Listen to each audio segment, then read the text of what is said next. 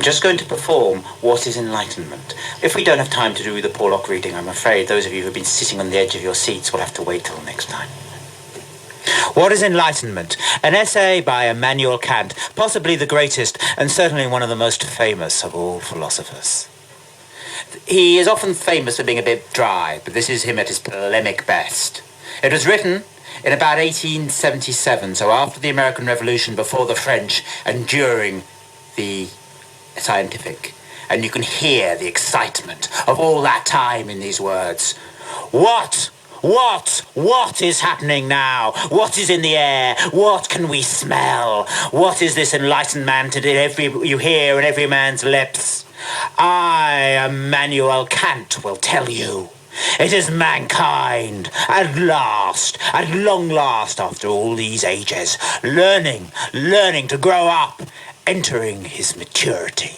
For it is so hard to grow up as a person and a people. Everywhere you have them, the self-appointed guardians of our ignorance, those who look after us in our childhood, tell us what to believe, what to think, what we can do and what not. These we will learn to answer back. We will learn to look the world full in the face, to examine, to learn for ourselves, to question. We will have the courage and the confidence to be wrong, for it is only in being wrong that we learn. More than that, we are going to share, you and I, both our success and our failure, that we might all learn by it, and over the aeons, progress. But be warned, the majority of people, they will not be caught up in this myth of reason. They will not be caught up by the power of an idea. Rather, they will want to stay in their ignorance, in their old ways of thought. Who knows?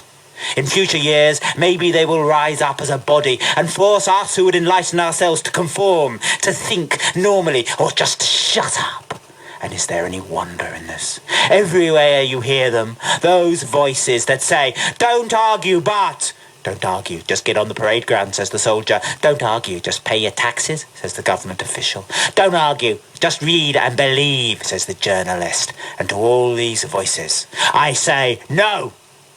I will argue, when and where as I march. We will argue together, you and I, and you will be strengthened by it.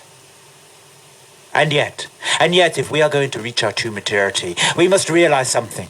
We might argue in our public capacity, but as individuals, we must always conform to the maxims of our time. What price the soldier in a battlefield who stands up and says, oh, I've got a better idea? He would certainly be shot.